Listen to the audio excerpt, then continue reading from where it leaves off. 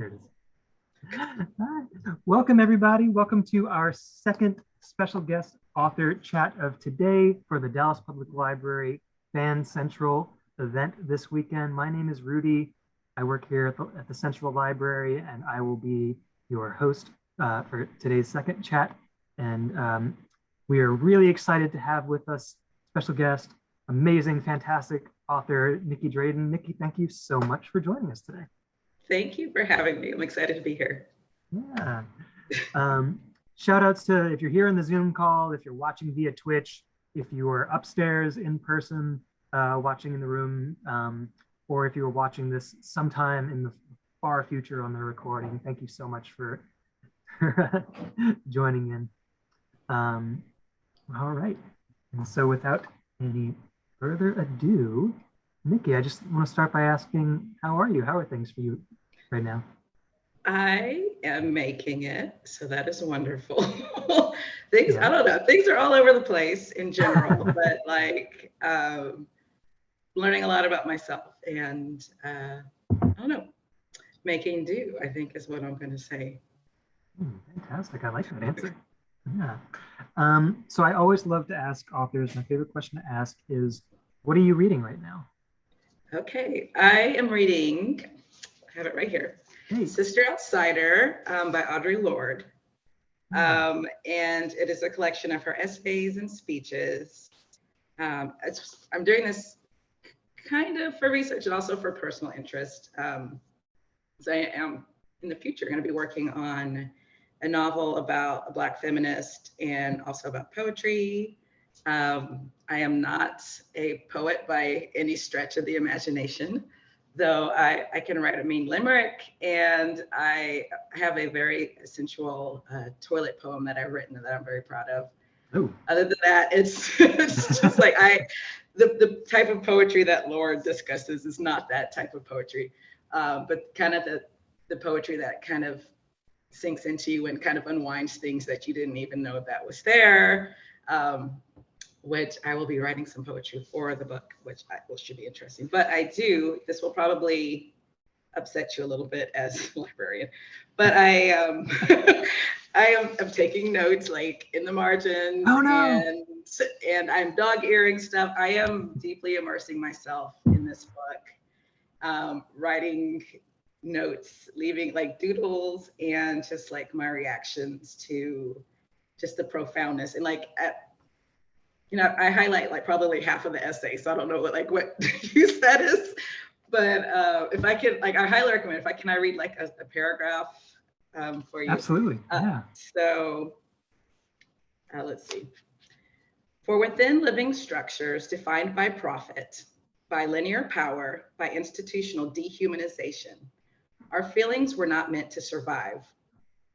Kept around as unavoidable adjuncts or pleasant pastimes, feelings were expected to kneel to thought, as women were expected to kneel to men.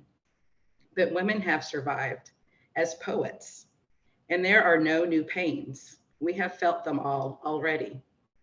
We have hidden that fact in the same place where we have hidden our power. And I was just like, wow. Like, wow. I wrote no new pains in the margin.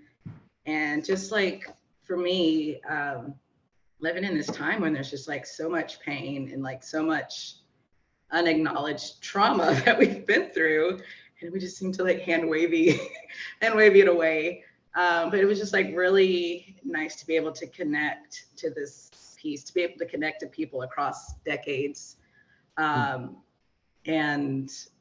kind of tap into this like ancient knowledge that is there. We just have to figure out how to access it. And like, I don't know, it's just like really profound and powerful and like just so uplifting. And so I recommend people check that out and find things within them that they didn't know it was there. Absolutely. Yeah, that was beautiful. Yeah. Can you tell us the title of the book again? It's Sister Outsider, and that particular essay was called Poetry is Not a Luxury. Wow. Pick it up. It's awesome. That's what I'm reading right now. Thank you so much for sharing. Yeah, that was great. Do you have like a go-to when somebody's like, hey, Nikki, what do you what should I read next? What, other than your own books, maybe, but Other than my own books. Yeah. I guess depends on what they are looking for. Mm-hmm. Let's see. I don't know. It's hard to say. If you're in a mood and want to escape the circumstances, I would say Terry Pratchett was one of my favorites. It's just I forget which. The Fifth Element is my favorite book of Fifth Elephant. Yeah, my favorite movie is The Fifth Element, and my favorite book, one of my favorite books, is The Fifth Elephant. So it's kind of confusing. The Fifth Elephant. I would recommend just for some escapism, just hilarity. I think that was the first book I read of his also, and I happened upon it at a half price book or something, and so I just kind of picked it up because I thought it was cool. And so it's easy to get into. There's a whole giant series, but I didn't have any trouble immersing myself in it, even though it's kind of mid-series book. But I guess for this is, I don't know, these are my favorite author questions. What else? I don't know, just I would say there, I don't know who else I read a lot of, Neil Stephenson. Also, just for, I don't know, it just, for me, he writes lengthy. Yes. But I think just the depth of character and the ideas are just very, I don't know, you can submerge yourself into these worlds as well. And I have an affinity for him because I am a glutton for his, he'll go off into this 30-page tangent about whatever it is he feels like talking about at the time. Yeah. And so you'll get a primer on orbital mechanics that has very little to do with the actual story. And I just love it so much because it's just okay, this is all nerdy and interesting. And for some reason I just need to know it. So those are good. And I have other favorites. If you want to be in your feels, I would say obviously Octavia Butler. We're living in Parable of the Sower right now, so that's fun. It's, for me, it was just and I read it years ago before For the Circumstances, and so but I was taking notes because I'm I'm gonna need to know this eventually. She knows something's coming and I need to take notes. And so there were, I think I took notes in that book too. And there's a section about,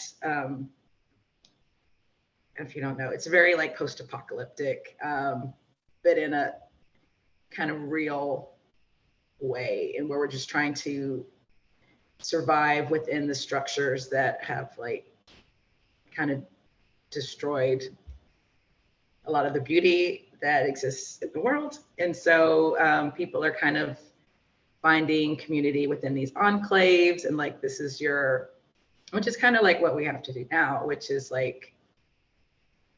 focus on these communities. But even when that comes under attack, you lose even that little bit of safety, and you're kind of cast out into this bigger world that just wants to eat you. But seeing the ways they came together, survived. There was a scene about turning acorns into flour. So I know that's a possibility. And you start kind of keeping an eye out because we're so removed from nature. And there are people who have this knowledge that it just, stops getting passed down when you're surrounded by cement everywhere, yes. Who are foragers.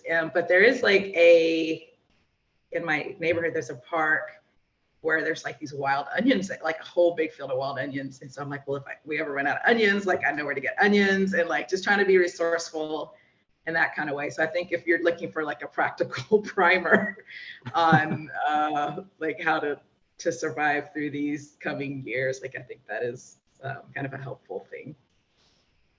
I'm so glad you said that because I reference that the acorn bread from Parable of the Sower so often. I'm like something about that. Like you're right, it is kind of like survivalist. Like, oh, I never thought about that, but also it just sounds kind of tasty to me. I Yeah. don't acorn bread. I don't know what it is. It's like it's stuck in my head for sure. Yeah, for sure. That's fantastic though. I think yeah, you definitely could have been a librarian in another life. Those are all amazing recommendations. Yeah. Um, so you kind of mentioned there that we're kind of living in that parable-esque lifestyle. Not not that everyone's setting everything on fire just yet, like they do in Parable, but Yeah. we Some of us are closer than others, but yeah. um, but we are a couple of years now into a pandemic, right?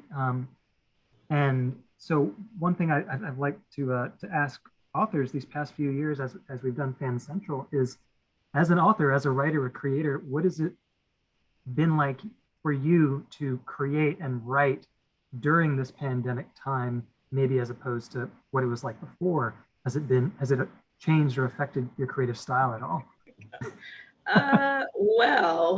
Let's see. I think definitely affected me in several ways. First was just like a coping mechanism, like in the early days, like maybe the summer and fall of 2020. I was using fiction, pandemic specifically related fiction, to just kind of cope with things. And so I wrote like a few pandemic stories, short stories. One of them was it's called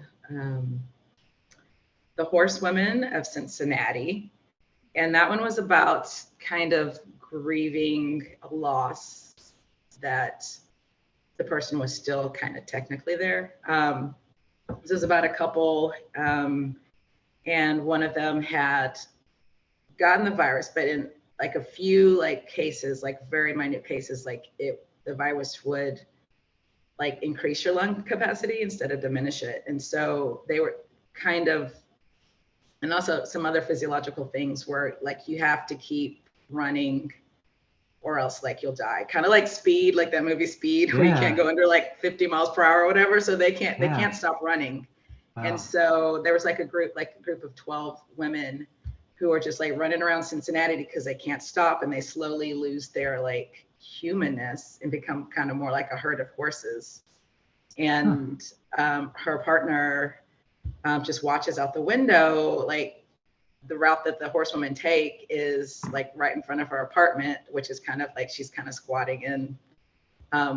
But and just like living through this pandemic when the person you love is like you see them every day still, and like grieving this loss that you can never like reclaim, but also that it's right there in your face. So that was one. And I did another one that was called Lost Inside, and it was about a woman whose marriage like dissolves because she cannot move past like the pandemic. She's like literally stuck inside her head, and it's just like the pandemic's kind of over in the way that it's over now, where it's like people are kind of getting back out there, but she can't. And like her solution is to get porcupine quills embedded into her skin so that people will have to give her space, because like this protective like thing that she has. Wow. They're like really long quills, like that long.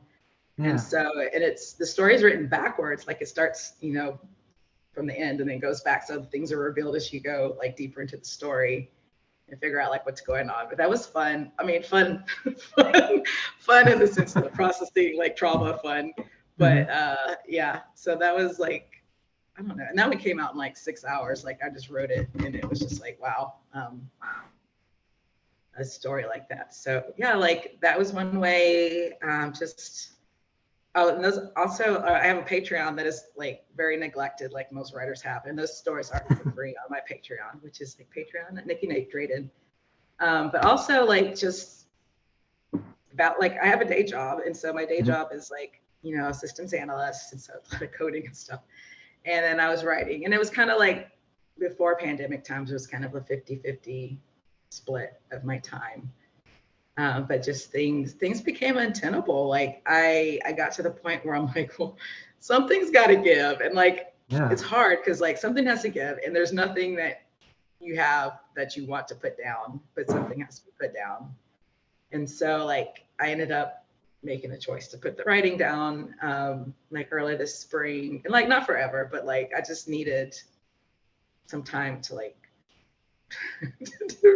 to recuperate, you know, because I had 2 books come out last year, and that was like a lot to get that done. And one book I was editing into the pandemic, and then one book I wrote in the first kind of second year of pandemic.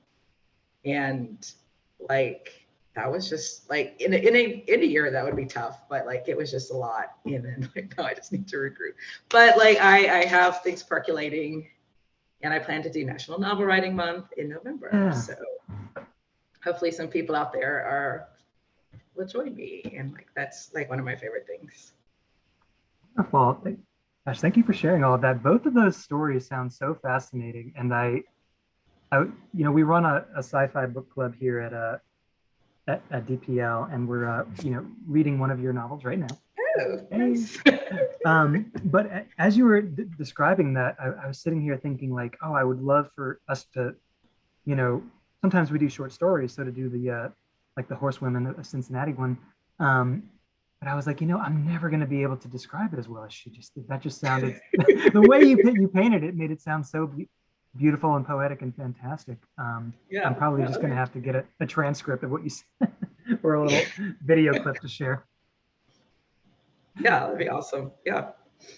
I did notice like in the 2 stories you just described, there seems to be a trend of people adapting animalistic qualities.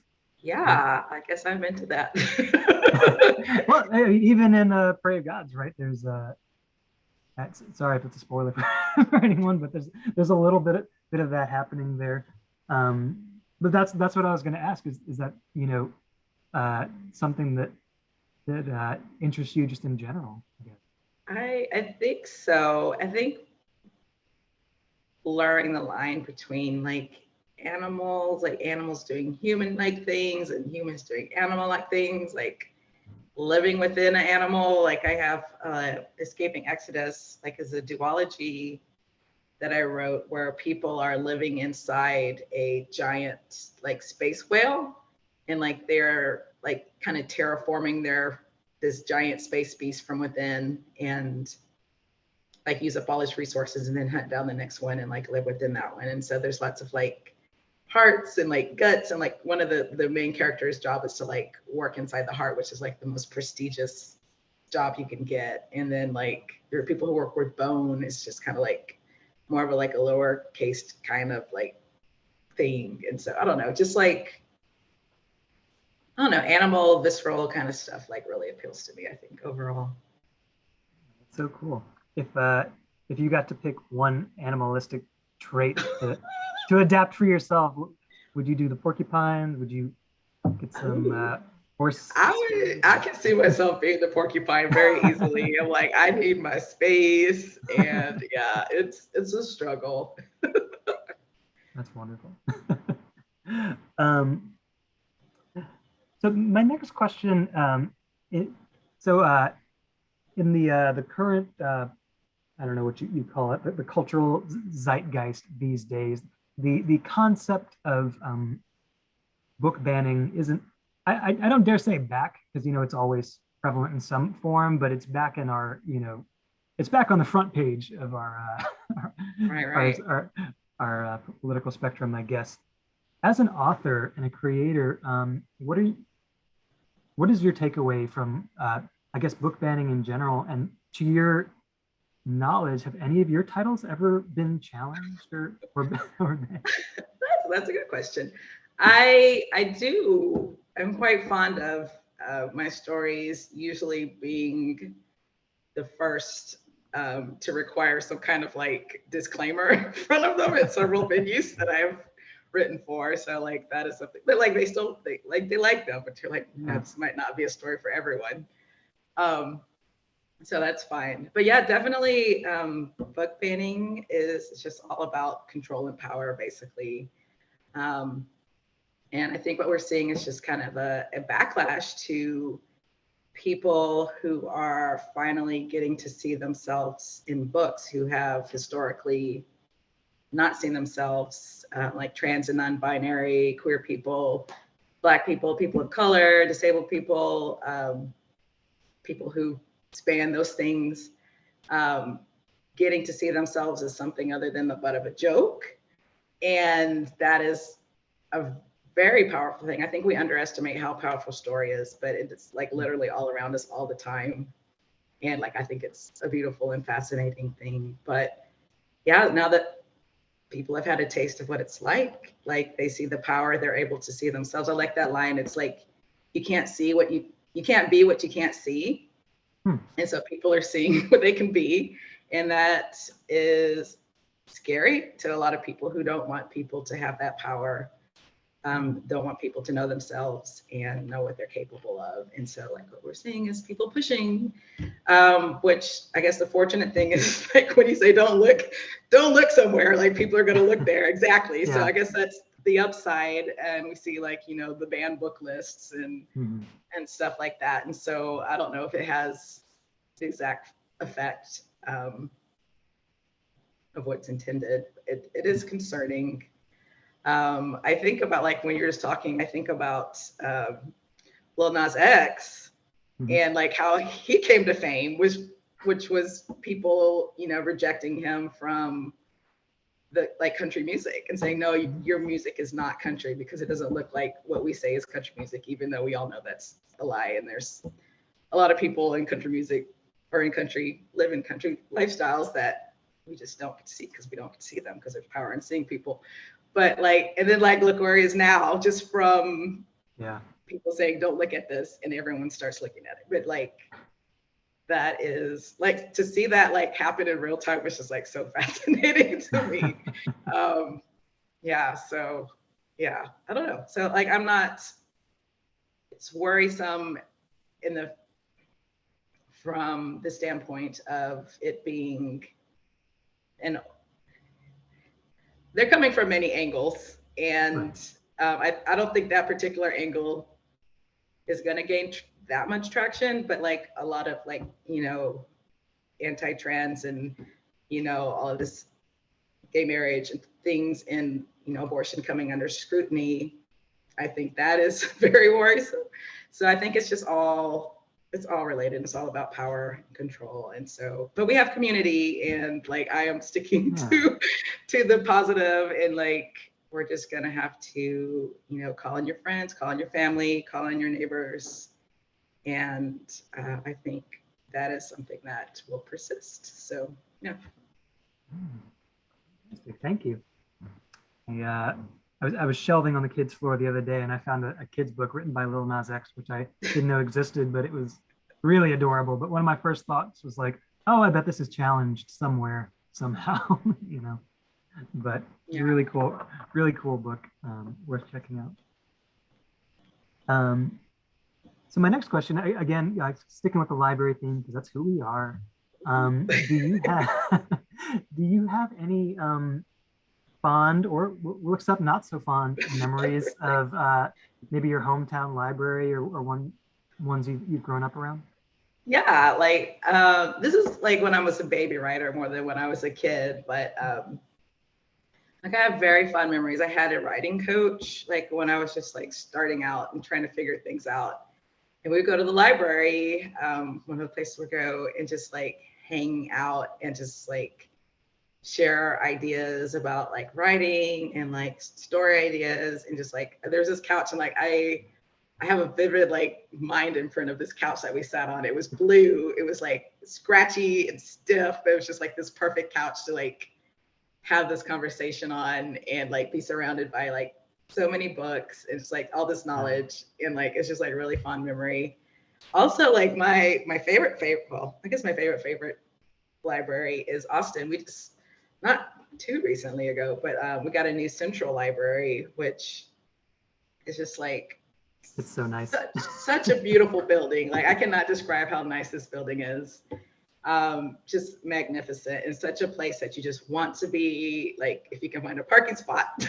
But it's just like, I don't know, so beautifully designed, and it's so centered around like community, and like it has like, you know, the community area, and there's like this little atrium and like kind of an auditorium seating, and it's just like catered, and it's just very open and just catering towards building community. And I've done a few events there, and just seeing people come together around ideas and books is fun. Also, I have one more favorite library that is a recent visit. I went to North Carolina recently, and I did a writer's workshop there, but afterwards I visited with a friend who lives in Raleigh, who's also an author. And it was fun because we totally like book nerded out, and she took me to her favorite bookshop, and she took me to her favorite library, which was the university library. And they had this massive, I cannot describe how massive it was, like this massive collection where like the books were all like cataloged in like these rows, kind of like the Matrix, when all the people are just like in their little pods and stuff. And like there was just infinite rows of books like catalog, and there's this like robotic arm that goes to like retrieve the books, and like you just like, I guess, type in whatever book you want, and the robot arm gets your books. And I just think from a technological standpoint, that's like really fascinating. A little scary, but also fascinating. Yeah, it's cool. Wow. So were there any like real people around to assist, or was it just this? No, it's like a cavern. It was, it's probably like 100 feet tall, and like, wow, like 100 feet wide. Like it was massive. Like, oh my gosh. Yeah, it's amazing. Just like Google giant robot arm, library robot arm, you'll probably like find it. But yeah, I will. That is so cool. Wow. Okay, yeah. It's hard for us to keep up with that kind of spectacle. Well, you know, wear a hat or something. Yeah. Okay. Yeah. There you go.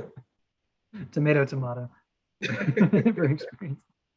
That's so cool. And yeah, I love Dallas Public Library, of course. I love our building here. But yeah, the new Austin Central Library really is a marvel. It is so cool. Yeah. So you probably get this question a lot, but I think it's always worth asking. But who would you say are some of your biggest influences as a writer? Yeah, I think I gave you all my influences. My favorite books to read. I would add N.K. Jemisin to the list. I just remember like reading 100,000 Kingdoms when it came out, and like it was probably the first time I just could not literally put the book down. Like I just did not stop. It was probably like 4 o'clock in the morning, and I was like, okay, I'm done. I can go to sleep now. It was just like so immersive. Like the world she built was just so amazing, and the characters were just like nothing I'd seen before. And I was just like, wow, this is possible. Like this can be written. Like, because you can't write what you can't see either, I guess. Yeah. And so that just like kind of like gave me permission to like step outside. Cause like, I don't know, like I started, like my first book was about a white dude, because like that's the books that I read were about the white dudes. And so I'm like, oh, well, maybe I don't have to write about a white dude. So, yeah. And so, yeah, that was a big influence for me. And like one of my like favorite moments as an author was when N.K. Jemisin reviewed The Prey of Gods in the New York Times. And like, wow, I don't know, like what I was more excited about, like to be in the New York Times, or like that N.K. Jemisin had actually read my book with her eyes. Wow. And so like that, I don't know, that was just like, wait, no, I'm supposed to be reading your books, not the other way around. Like what's going on here? So yeah, that was really good. That's awesome. That's so exciting to hear. I think there are a lot of great feelings in life, but one of the top ones is when you transition from, oh, I need to read to I want to read. I really, I all of a sudden, like you said, it's 4 a.m. and oh my gosh, I could keep going, but I have work tomorrow. Kind of kind of I was feeling. on vacation, so that was lucky. Oh, okay. So you were good. Okay. Good. Um, so my next question, which of your stories so far would you say has been the most enjoyable for you to write and why? Well, that's a hard question because it's like, who's your favorite child? I don't know. I would say I'm gonna pick The Prey of Gods just Okay. because it was a fun writing experience for me, like as far as a challenge went. So like I mentioned, like I do National Novel Writing Month, and so that was a National Novel Writing Month novel. It, I think I went to, there was like some kind of event back in the before times when I did that kind of thing, but where like the night before you go to like wherever, and then like you all start at midnight, and I didn't know what I was gonna write. Like going Wow. there, I just picked. I had six. I keep a character file, and so just like if I have character ideas, like I'll just jot them down. And so like I just picked six random people out of this character file, Wow. and I'm like, well, let me set this in South Africa because like that was of interest to me. I'm like, I'm gonna sit these six people in South Africa and see what happens.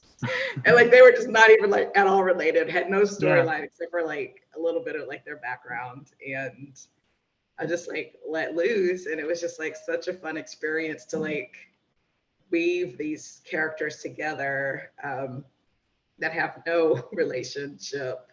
There was like Sydney, who is just like Mhm. a nail tech slash like fallen demigoddess who has just enough power within her to do like really awesome manicures, and like that's all she has. And so, and that her character came to me. I was in Houston visiting my parents, and we're just driving around downtown Houston, and I saw a shop that said Magic Nails Salon or something like that. I was like, what if what if it was really magic they were using to Yeah. do people's nails? And like who is this person who's doing this? And I wrote like kind of a part of a short story about her, and then some of the other characters just I don't know, just had just inkling of ideas, and so I just dropped them Wow. in to see what would happen. That's so It was cool. fun. Did you already know when Sydney was just a character file that she would act as a kind of protagonist or antagonist, or did that develop once you started writing? I mean, you say she's the antagonist, but is she really? Like, she is definitely the hero of her own story. Mhm.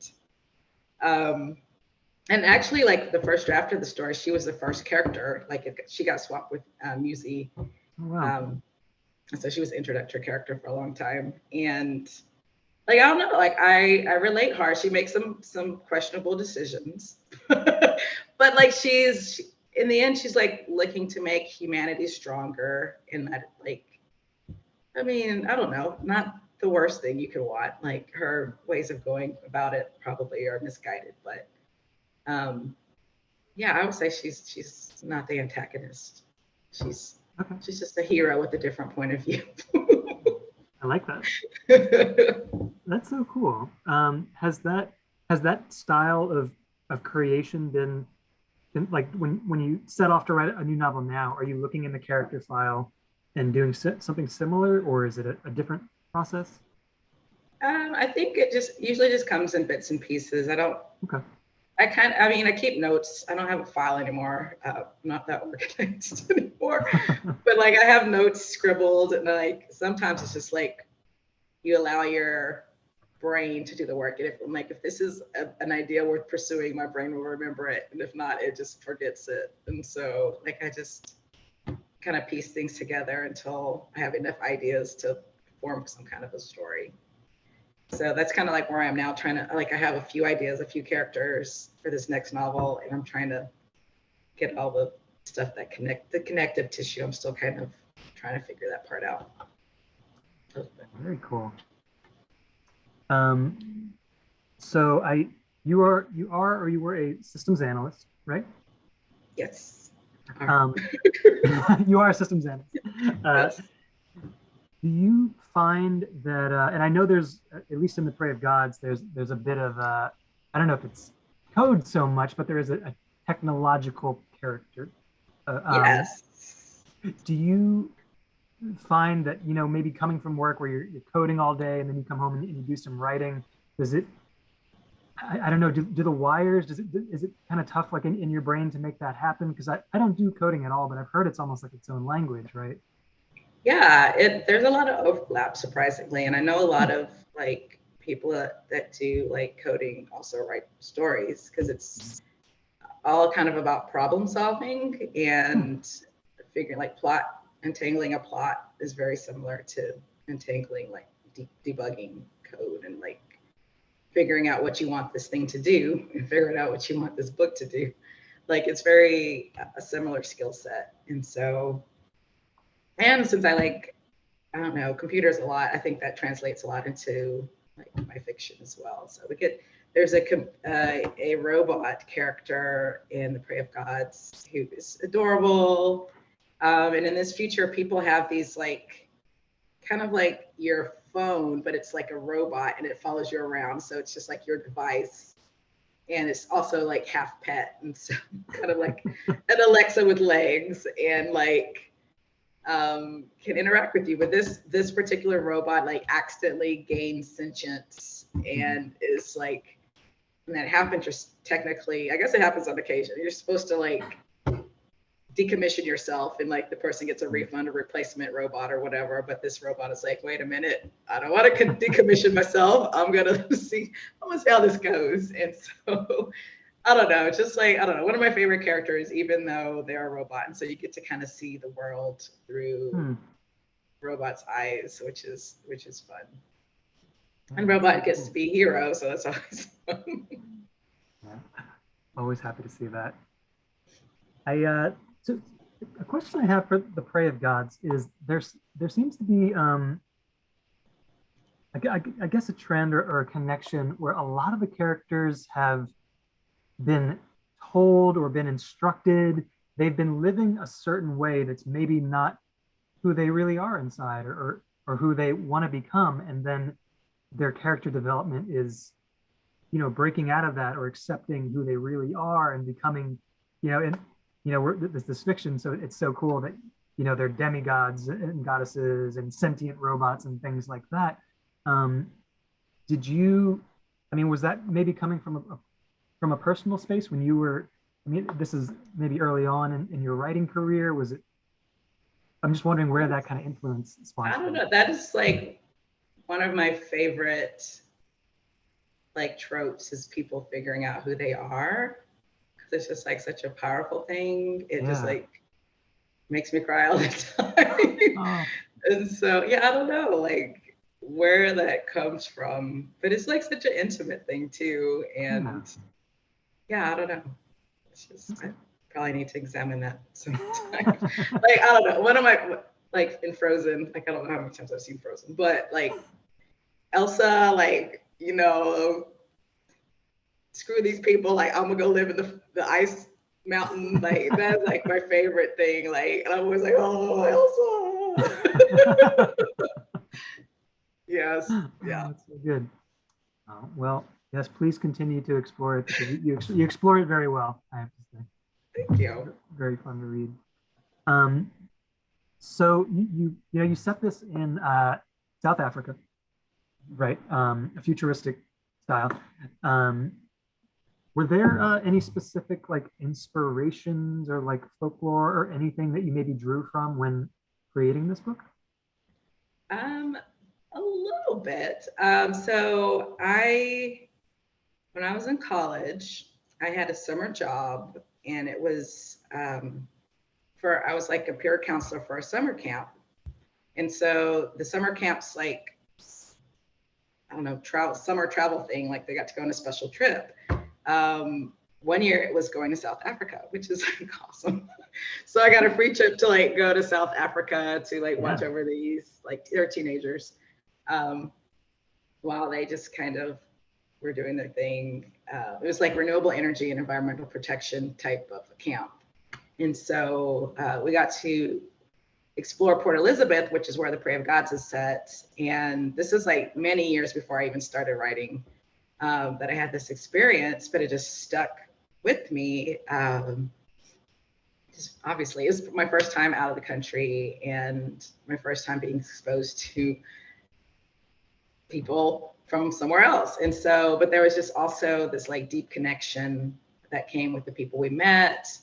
We bonded over like their knowledge of like Texas. They were very much into the show Dallas at the time, like the soap opera, and like Biggie Smalls, and like we just had a bond over like music, and like we showed them some of our like dances, and they showed us some of their dances, and so there was like the music that like features in there. It's just kind of like the rhythm.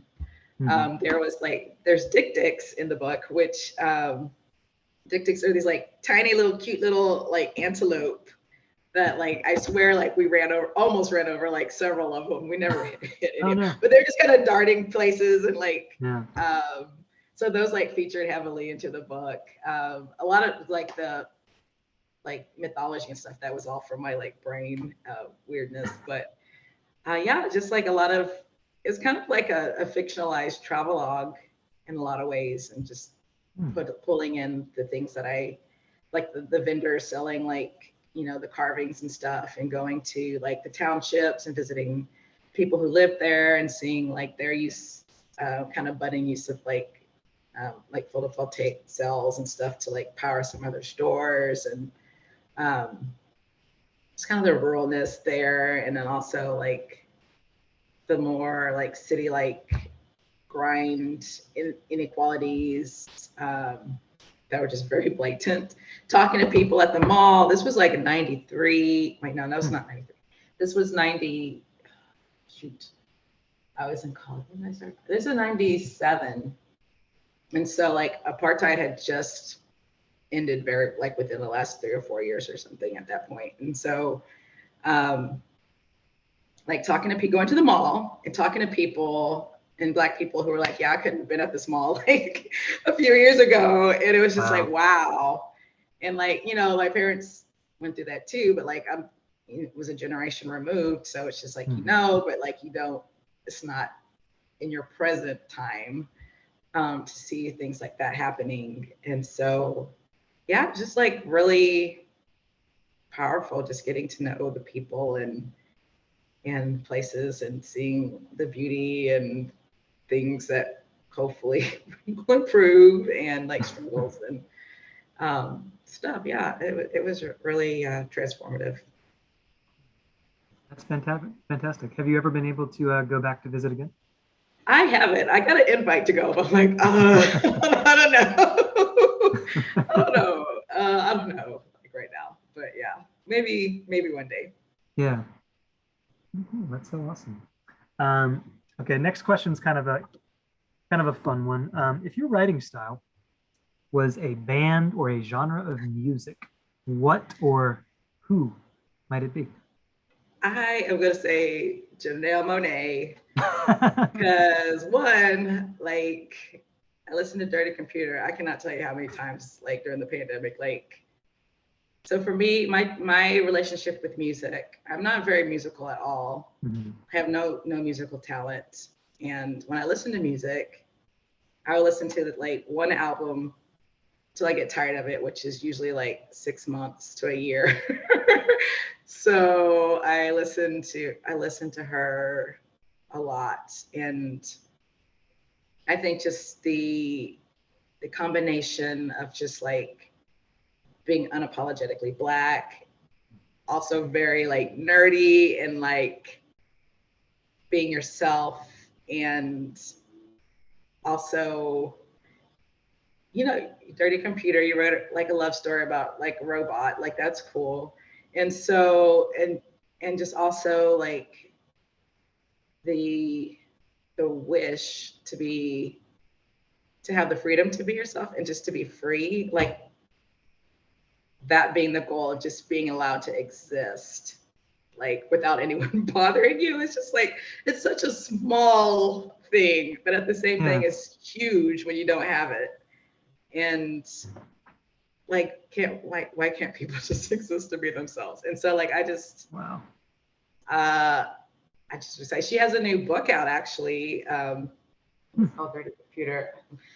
We'll go grab it real quick. Sorry. I was prepared. Oh, it's called. Sorry. I think you know. I will. But The Memory Librarian. Oh. And yes, and so it has like 3 stories that are kind of inspired by Dirty Computer, and it's fiction. It's fiction. Yeah, 3 fiction stories. I am 1 degree separated from Janelle Monáe because we have the same editor, and like that is like my crowning achievement in life now. So that's so cool. One thing that always pops into my mind with Janelle Monáe, which I was thinking about what you said earlier with N.K. Jemisin reading your book, is I remember Janelle Monáe talking one time about how she got a call from Prince when Prince was still with us, and Prince just called her up and he was like, "Hey, Janelle, I heard you're in Minneapolis or whatever. I love your music. Do you want to come over and jam?" And she was just like, "You listen to my Prince? You listen to my music? Like, yes, I'm coming over, you know." So yes. I thought that was cool. And then what you said with N.K. Jemisin too. Yeah, it's awesome. It's awesome. That's so cool. I'll have to check that out. I knew she had a book come out, but I just, you know, when musicians put books out, I always assume it's, you know, a memoir or something. I didn't know it was fiction. That's so neat. That's awesome. So along with your, you know, your standard novels, which I have many with me at the moment. Oh. You've also written some stories for video games, right? Yes. Overwatch and Minecraft. Yes. Can you tell us what was that like creating for an already established world? It's a challenge, but I like, if there's one thing I like, it's a challenge. And that's kind of like why I write National Novel Writing Month, because it's like, I like being constrained and I like unrealistic goals, which also comes with, you know, writing for other people. And so, yeah, and so I actually, my first step into doing writing for other properties is I did 10 short stories for Magic the Gathering. And that was like amazing. It was set in like Ravnica, which is like this giant, huge, like mega city. And it was to kind of write like slice of life stories, like not from like the hero's standpoint, but like from just like common folk who just like, you know, happen to be a little bit magical and but are still trying to like do their daily grind kind of things. And wow. So it was a lot of fun because there's like 10 different like, I forget, like not classes, but like, I don't know what the things, but like and so I had to write a story from each one of those perspectives from each group. And it was hard because like writing a short story, like there's a process. And so, but to do it 10 times, like that was a lot. So I know a lot about how like, there's an emotional like arc of me, like, oh, this is fun, like getting the stories down. Then you get halfway and like, oh my gosh, this is the worst. Like, what am I writing? Why am I a writer? Like, what am I doing here? And then you get a little farther, I'm like, okay, well, maybe this is like gonna be okay. And then the end, like, okay, well, that was just like the best thing ever. And like, I'm genius. So that was like, and it was like very like pronounced each and every time.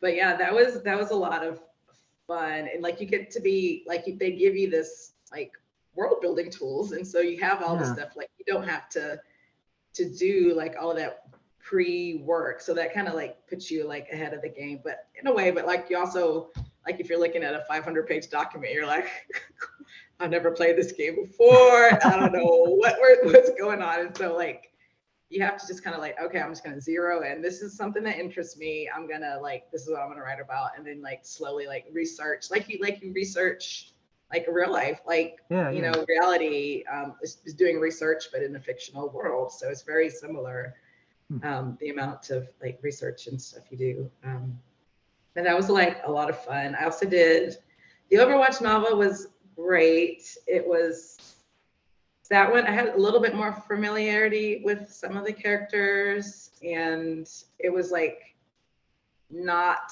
a lot of established lore for that one. So I had more room to kind of work with and like kind of tell the story that I wanted to tell. And then like kind of wrap the beats that they wanted me to hit like within it. And so that was great. And that story was interesting to me because it's about the robot, the character, which like I love. And so there's this little like Nigerian girl who builds this like robot to be a protector for her city that's like under attack by like these villains, which I will put in quotes. And so she builds this like robot with her friends, and like this, you know, hijinks ensue kind of a thing because the robot it's very huge and has weapons, but it's still very much like an infant in like trying to like, you know, learn what's going on and making mistakes everywhere. So that was a lot of fun. But also like, I didn't know about Overwatch, so I didn't have a lot of experience with like Nigerian culture. And they gave me like a sensitivity reader. But she was not familiar. She was good. I enjoyed her a lot, but she was not familiar with Overwatch. And so then I also had like the Overwatch people who I could, you know, knew the lore very well, but didn't have the Nigerian side of things. And so, and I think I wrote a pretty good book, but like I am a big believer in fate and people coming into your life when they need to come into your life. And so I had just turned in like the second draft. And I went to like Armadillo Con, which is like our local convention here in Austin. And I came across this person who was like very much into Overwatch. It also had Nigerian ancestry. Oh, wow. And like also did like sensitivity. It was also an author and did sensitivity reading. And it was also like the girl in the book is a genius. And this person was also a genius, I will say. And so it was just like, I can't say anything because like NDAs, but like I'm thinking you are the character in the book and like I need you. And so like I went back to like my editor. I'm like, I found this person who would be like the perfect sensitivity reader. And like, please, can we just bring her on? Because like it was just so perfect.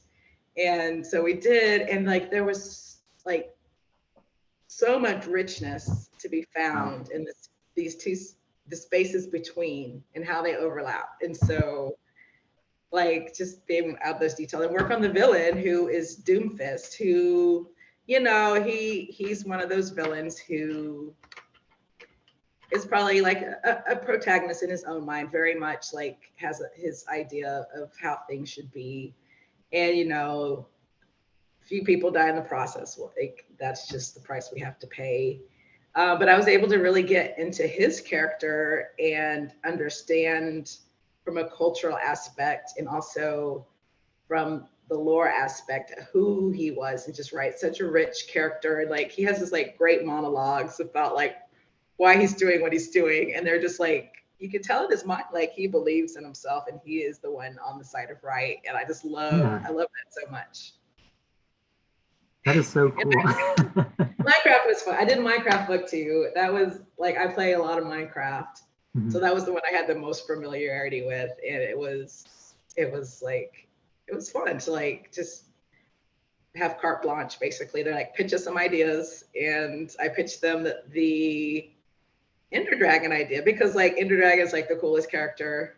And so like, I don't know if they're going to bite on this, but they did. And it was just so much fun to write not only Ender Dragon, but a baby Ender Dragon. Like what could be cuter than a baby Ender Dragon, like causing havoc, because it's getting bigger very quickly. and these characters trying to control this thing that is very dangerous mob. So yeah, it's like, I really enjoy it. it's fun. Hope to get back to it soon, but like I really want to work on some of my own stuff right now because there's only so much time I have right now, and that's the way it is. So awesome. If you got to pick just any video game or TV franchise that you got to write a novel for, a canon novel, what would it be? I would pick Star Trek, particularly Discovery, or like now that I think about it, Lower Decks was really funny too, but it was good. But like those two are really good, and like I have a gaming group, and we just started doing a Star Trek RPG, which is really exciting, and I am the captain. Hey, congrats! That's so cool. Is there a certain character in Discovery you'd really want to like explore or play with? Let's see. What's his name? Michael Burton. I can't. Her name's not Burton. Michael. Oh, gosh, shoot. Yeah, you know, I knew it a second too. Michael Brennan. Michael Brennan. Michael Brennan. Brennan. Something like. It starts with a B. Yeah. Obviously, I need to rewatch because it's Burnham. Burnham. Thank Burnham. you. Thank you. Wait, Burnham. No, that's the city in Texas. So yeah, Michael Burnham. Michael Bolton? No, I don't know. Yeah. Yeah. So yeah. Oh, that's so cool. Yeah. Gosh, well, I hope Star Trek reaches out and we get to read that someday. That would be so exciting. So you're in Texas, where I think most of us that are tuned in right now probably are. It's very hot, obviously. How is has living in Texas, being around Texans, just the Texas vibe, has it influenced your writing at all? And do you have any stories that are set in Texas? That's a good question. It's hot. I don't know. Like,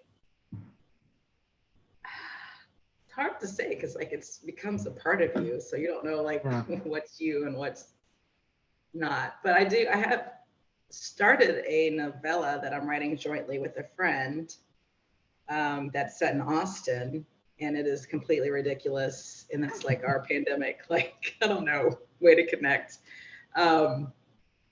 That's coming along very slowly because we started before the pandemic, but we just write as we can. But it's fun because we are doing a lot of, it's very like sci-fi, but a lot of historical stuff too. And so like exploring, and there's ghosts in it, so the ghosts of people who lived in the past. But exploring like some of like how Austin came to be, like how it's just always been great at gentrification and pressing people out of the way. And there's like a neighborhood that was historically Black by freed enslaved people that lived there. And so like there's a little girl who witnessed, there was the servant girl annihilator who was in the 1800s and people think may have become Jack the Ripper. But like a series of murders that prompted Austin to create these moonlight towers before like there was a lot of electricity. So there's still these big towers, moon towers like up around Austin, and some of them still work. So that like figures prominently into the story, and there's just like, I don't know, just it's fun to like kind of explore like the history of your city, I guess. And so it's been fun. Cool. So we are at the end of our hour here, and we don't want to hold you up too long, but I do want to ask if you have any upcoming projects, books, or whatever that folks should be on the lookout for. I not at this moment. I do have my half defunct Patreon that has free stories on it, so you can check that out. And if you like toilet poems and other short stories are up there. That's kind of, I'm trying to get back into that. But like, yeah, and hopefully soon I will let you know if I have something new coming out, but not at the moment. Wonderful. Well, Nikki, thank you so much for joining us today. This was such a blast, and I'm Yeah, really glad we got to hang that out and was fun. chat. Yeah. Awesome. Yeah, Uh, that was fun. those of you, if you haven't read any of Nikki's books yet, please get to doing so. They're fantastic. We have them at the library. I think we've got digital and physical copies of your books. So, yeah, if you've been here with us live, thank you so much for joining. Or if you're watching in the future, I hope everything's still good and going then. Thank you for. But yeah, thank you everybody again, Nikki. Thank you so much, and I hope you enjoy the rest of your Saturday. And if you're ever in Dallas, please stop by the library. Yeah, for sure. Thank you.